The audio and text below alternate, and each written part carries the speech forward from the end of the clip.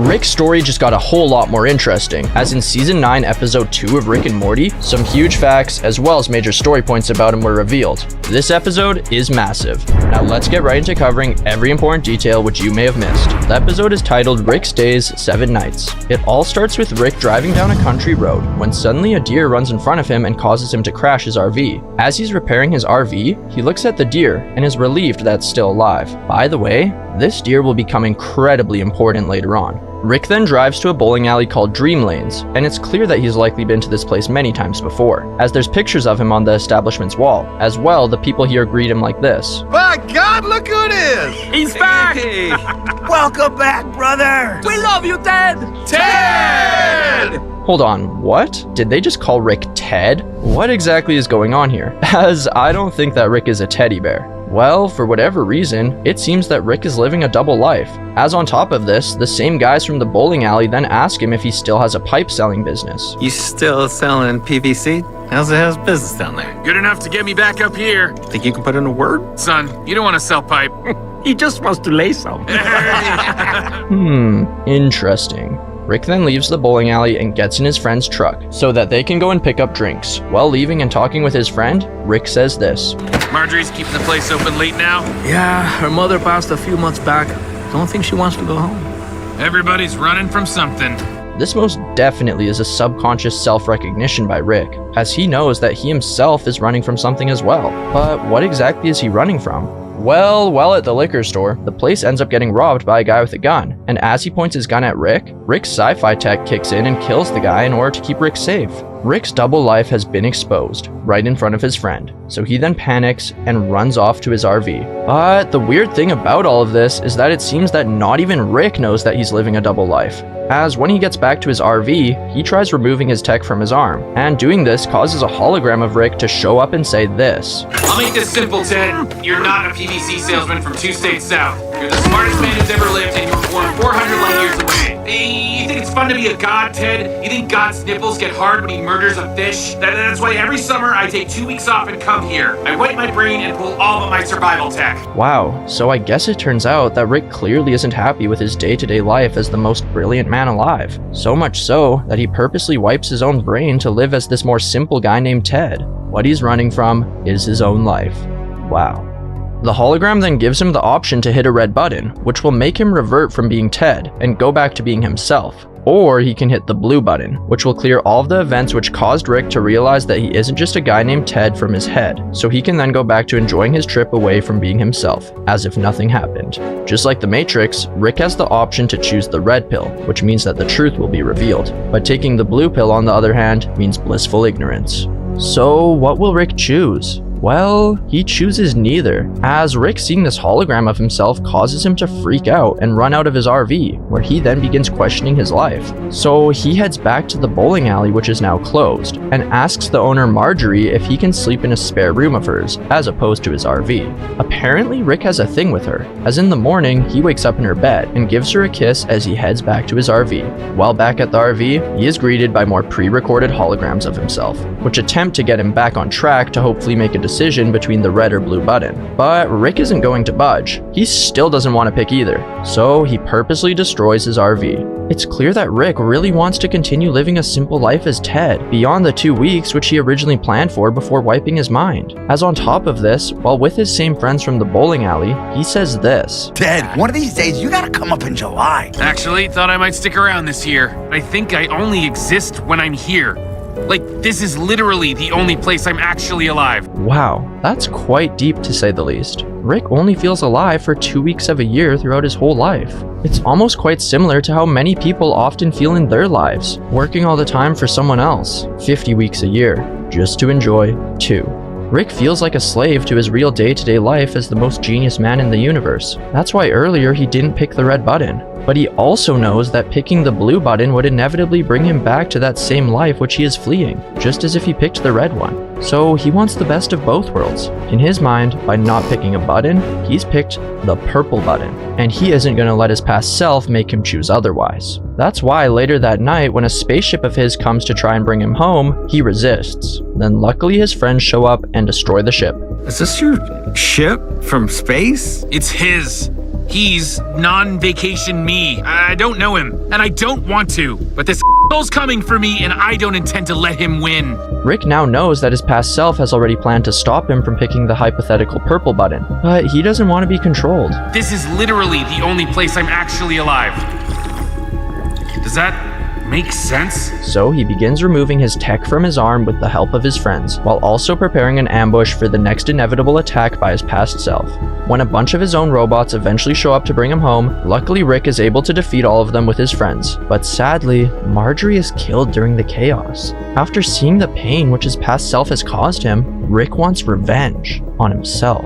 He thought he could come here and destroy me, so I'm gonna go there and destroy him. Lucky for Rick, his friends are on board to help him, so he begins reverse engineering the tech of the robots which he just defeated, and finds the location of his real home by using constellation mapping. Rick then builds a spaceship and heads off home with his friends. Once they make it, they're greeted by yet another hologram of Rick from the past. If you're seeing this one, clearly the holograms are not working. Let's get him, boys! Then suddenly his own tech in his garage proceeds to attack all of them, as if it is trying to force Rick to pick the red or blue button from earlier. But thankfully, the Smith family then enters the garage and Summer deactivates the tech. Garage, override code Charlie 7 Alpha.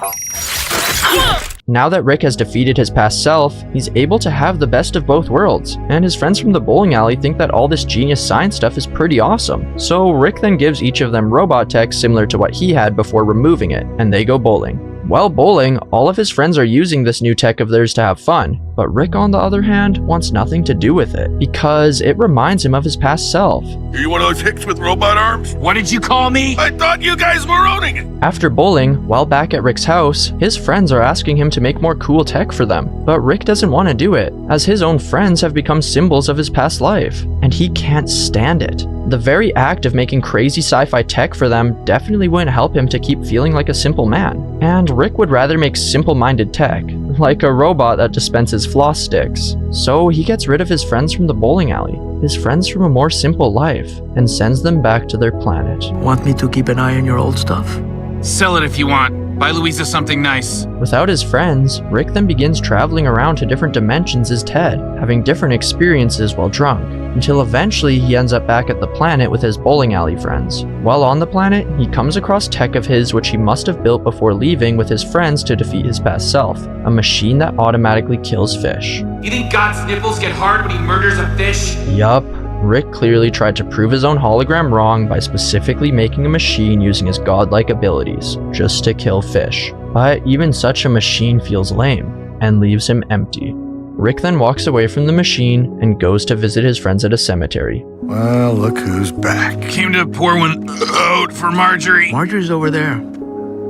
This is little Mike. Oh, Jesus. He got run through on his own robot arm. Fuck. One of Rick's friends then gets mad at him for essentially causing the death of both Marjorie and little Mike, so he tries attacking Rick. But Rick stops him in place using advanced tech of his. And as Rick does this, he sees a deer nearby which immediately runs away right as it sees him. And Rick then teleports home, leaving the people who were once his friends behind. Now, Rick seeing this deer before going home is actually very important, as deers often represent innocence and loss, as well as spiritual transition. Regarding innocence and loss, remember how at the start of this episode, while Rick was living as Ted, he nearly hit a deer? Well, while he was looking at that deer, the deer decided to stare at him, up until he removed his hat and face covering. The moment his face was revealed, the deer ran away. It's almost as if it's symbolism that while Rick's face was covered, he was Ted, who was innocent to the greater truth. But while Rick's face was revealed, he was his past self, which is not so innocent and caused the deer to flee. This moment of Rick's first encounter with the deer was Rick losing his previous life as himself to live as Ted, and he was about to go on a spiritual journey of light and purity, one of truly living, which is why as the deer was in his headlights, it looked as though it was the color white. But now after Rick is leaving his old friends behind, and the dream of Dreamlanes is over, the spiritual journey is reaching an end, and the deer is a marker indicating this. The deer now instantly runs away from Rick because it has seen his not-so-innocent face, and not the face of Ted. As well, the deer is now shown to be the color brown, because Rick is slowly returning to a not-so-innocent life, one that is impure. Once Rick gets home, he points out to Morty how he needs more portal fluid, as since he is still technically Ted, he is too dumb to make any more. It's like he's an addict who needs his fix of an escape from reality. And yup, Rick then destroys what's left of Ted's innocence, as he puts everything that represents his life as Ted into a shredder, and pushes the red button.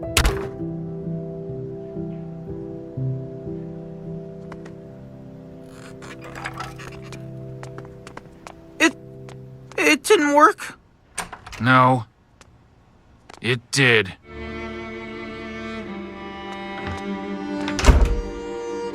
Wow, this episode definitely was deep. I'd sure hope that these events eventually help Rick learn to enjoy his life more. Maybe this want of his to truly live for more than just 2 weeks sparked something in him. I guess we can only hope.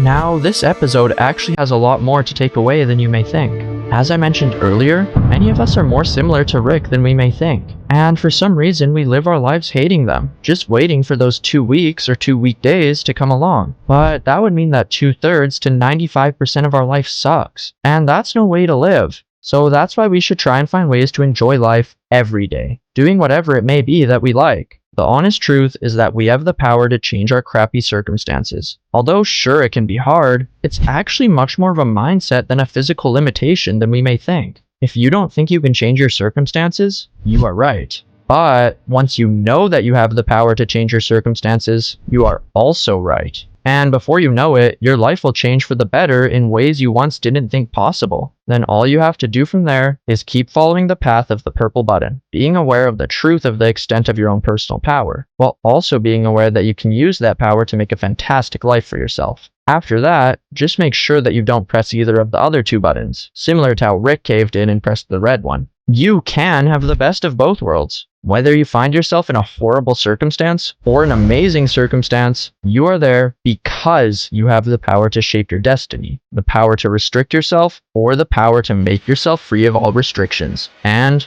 boundless. The choice is yours. Now, if you enjoyed this video and want to hear more about Rick's entire story and how he got here, I have a video about that which is on screen right now. Or if you want to see my breakdown of Season 9 Episode 1, that video is also on screen. Go ahead and click one. As well, be sure to like and subscribe. I love you, have a good one, and remember, do you have restrictions or are you boundless?